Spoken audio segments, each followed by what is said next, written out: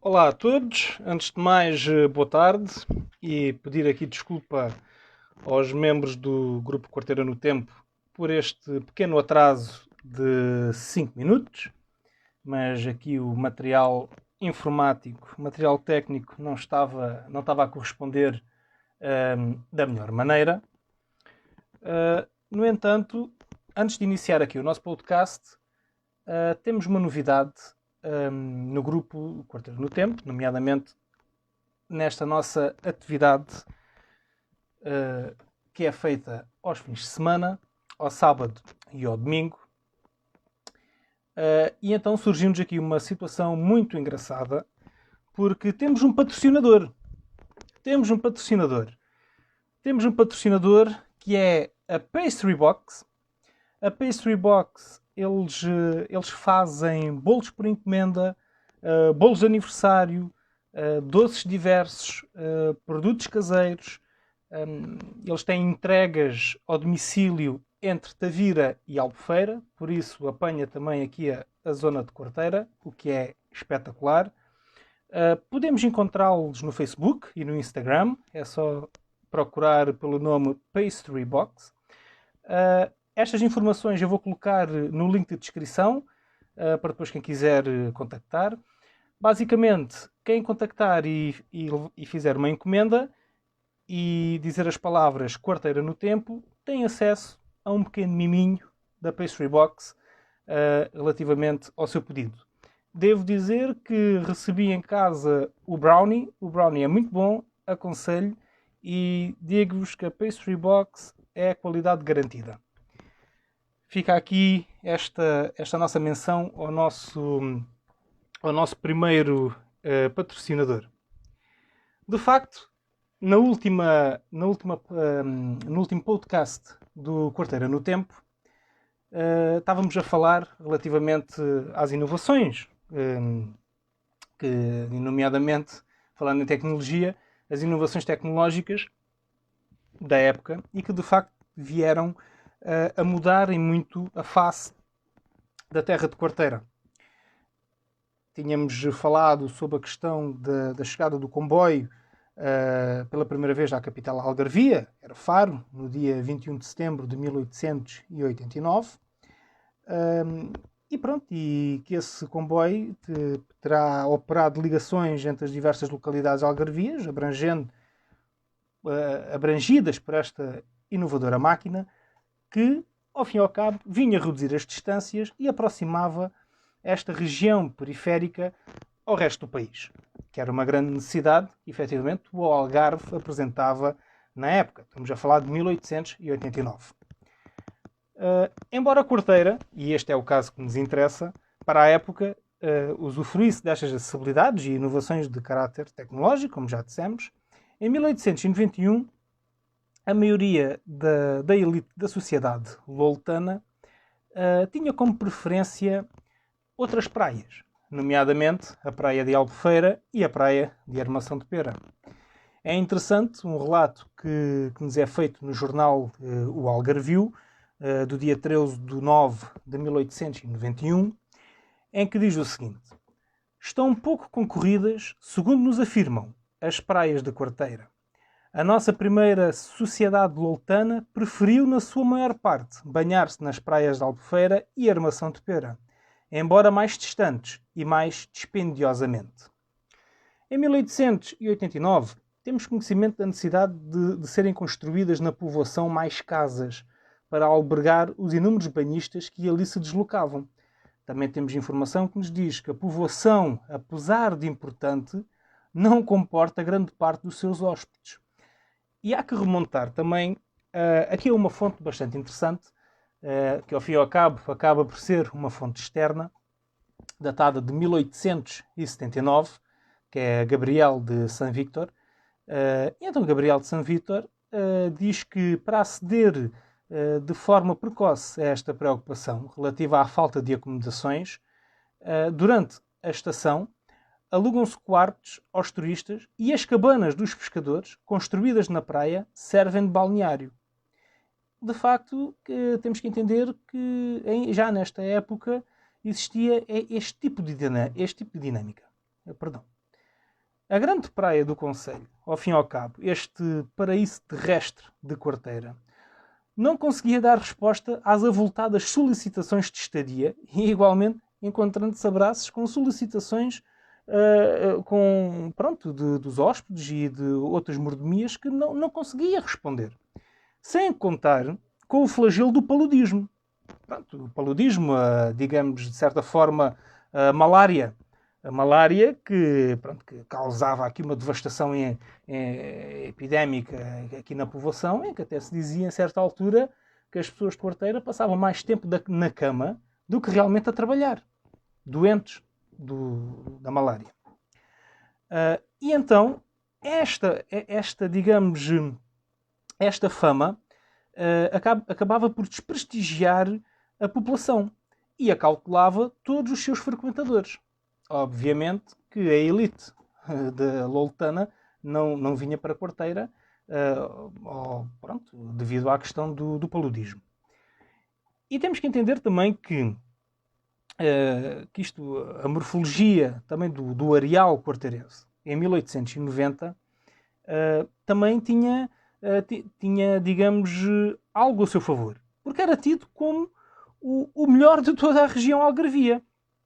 Porque, ao fim e ao cabo, era aquele que tinha maior segurança e proporcionava maior segurança às atividades desportivas mais simples.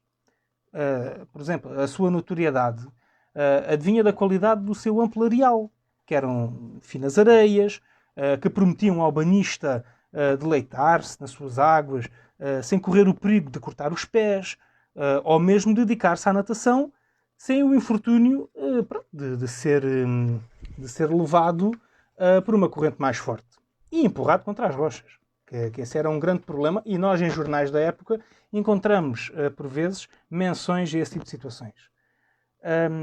E, basicamente, estas não existiam na Praia de Quarteira. Não havia rochas, era uma praia muito segura. Embora a sombra do paludismo, claro que inevitavelmente, pairasse sobre a localidade, devido à peculiar fama que lhe atribuíam. O certo é que a qualidade das águas, nomeadamente do areal, faziam com que esse pressuposto não afugentasse por completo os seus frequentadores. É de tal forma verdade, e vem confirmado, com a necessidade no ano de 1889, de se construírem casas para hospedagem. Porque não havia este tipo de prédios para poder hospedar os banhistas.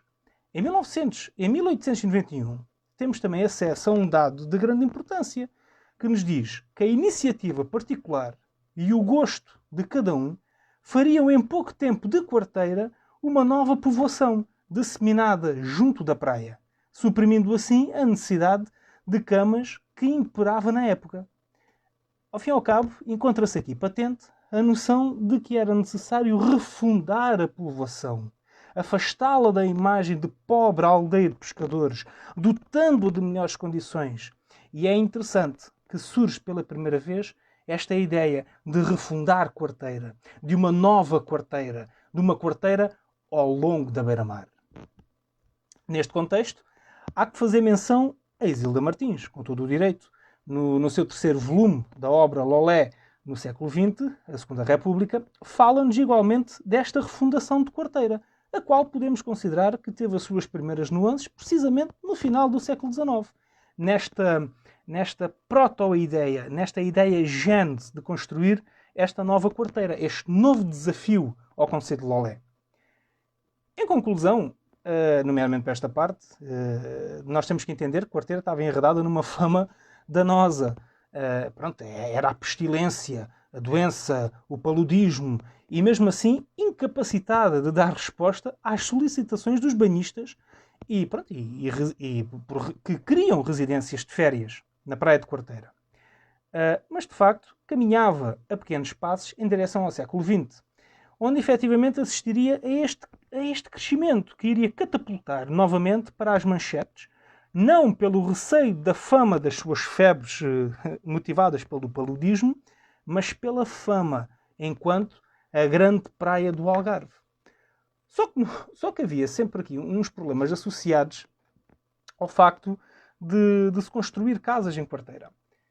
Era complicado. E já na época, por exemplo, aqui novamente o Gabriel de São Victor este senhor francês que veio de propósito para estudar a Quinta de Quarteira, que ele era uma pessoa dedicada aos estudos de agronomia.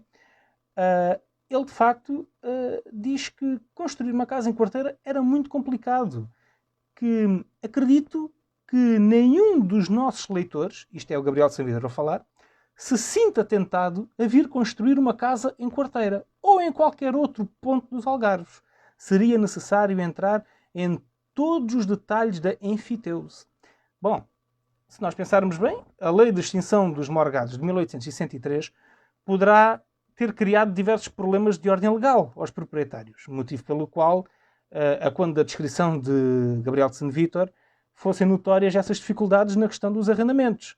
Sanvítor ainda compara este cenário quarteirense ao da Sicília, porque ao fim e ao cabo, onde um terreno arrendado não poderia ser retirado a uma família antes da sua extinção, a menos que esta se atrasasse no cumprimento dos prazos.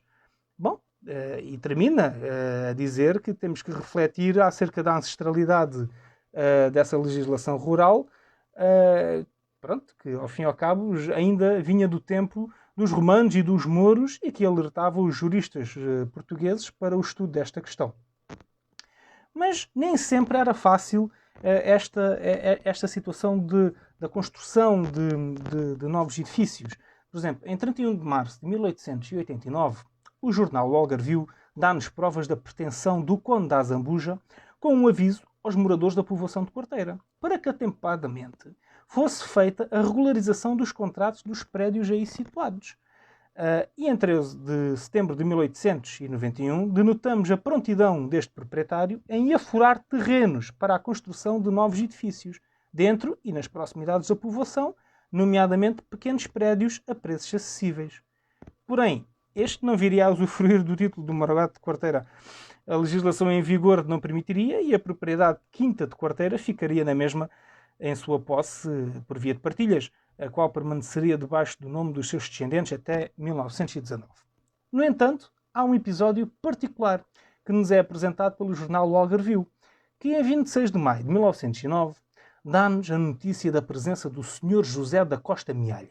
José da Costa Mialha era um influente proprietário de Lolé, era membro do Partido Progressista dissidente e mais tarde ocuparia a presidência da Câmara Municipal de Lolé entre 1905 e 1907.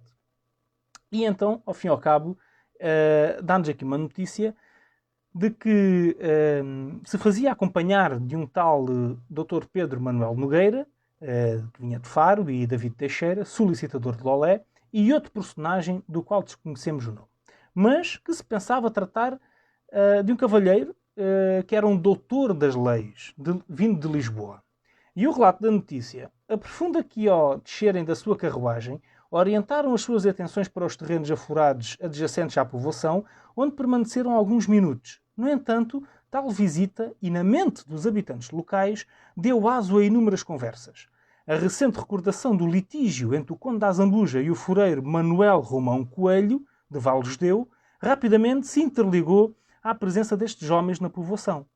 De facto, a maior preocupação do povo era para com as casas e terrenos que habitavam, ora leia-se, causando tal impressão que em toda a parte na praia, nas ruas e nas tabernas, os comentários acalorados, exprimidos por uma grande parte desta gente em defesa de um bocado de terreno ou cabana, que dizem ser legítimos herdeiros, já de seus avoengos, quando é certo que alguns desses bocados foram adquiridos ad hoc.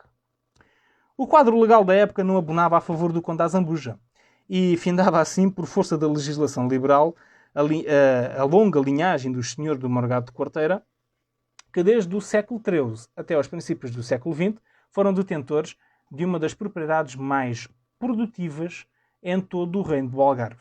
E para Quarteira, nos alvores do novo século, estaria reservada uma nova importância, não pelo direito vindo da hereditariedade nobiliática, mas sim por uma nova dinâmica de cariz empresarial expressa no poderio económico da família Fialho.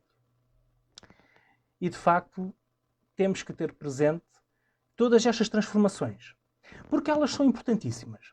e permitem-nos reter uma visão ampla de Quarteira, daquilo que Quarteira ambicionava, ou que poderia vir a ser, e que só foi possível através do investimento, e um investimento que orientava-se todo ele para a noção de algo novo, de uma Quarteira nova.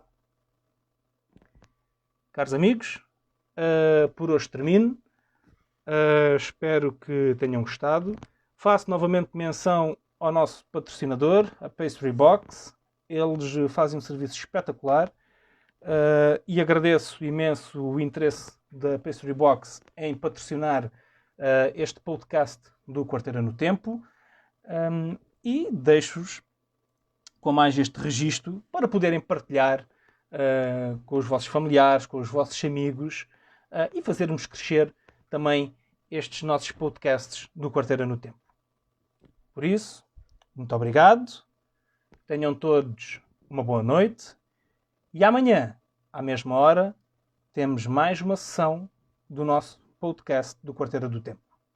Muito obrigado.